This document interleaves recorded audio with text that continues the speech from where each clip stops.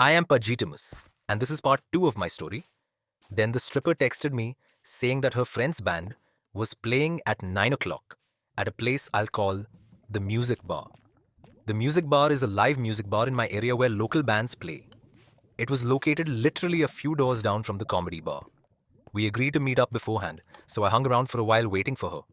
This time she showed up, and, being a fat guy who hasn't had dinner yet, I asked her if she was hungry. She said yes, and suggested we walk to a pizza place that was a few blocks away. I said, why don't we eat at this Red Dot Indian restaurant right in front of us? She looked at me with disgust at first, but eventually agreed. So we were sitting at this Indian restaurant, eating Indian food, and having a pleasant conversation. She kept texting somebody, but I was a fat, socially inept guy.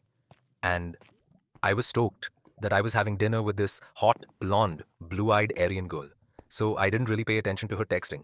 And then, all of a sudden, a man walked into the restaurant, ignored the host and everyone else, and walked straight to our table. Without saying a single word to me, she got up and walked out, luckily leaving her food unfinished. I thought this was weird, of course, but being a fat, ugly goy guy, the first thing I did was finish my goy slop meal and snack on her unfinished meal. I should have driven straight home after that, but my dumbass thought, I wonder what her friend's band sounds like. So I walked a few doors down to the music bar and paid $50 for my ticket. Literally, as soon as I walked through the door, there was that same man standing right there. He said to me, ah, you Indian freak, she ain't your bitch. You better stay away from her. At this point, I was scared and wanted nothing more to do with this girl. So I said, ah, yes, sir, please, Tika Tika. I'll stay away from her. I'll be a good boy for master.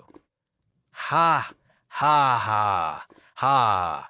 Yes, you, better, be a good boy for me, he replied. And with that, I walked out of this bar and drove home. I never went back to that strip club again. And the stripper had the nerve to use my phone number after that to text me, hey baby, I'm working tonight.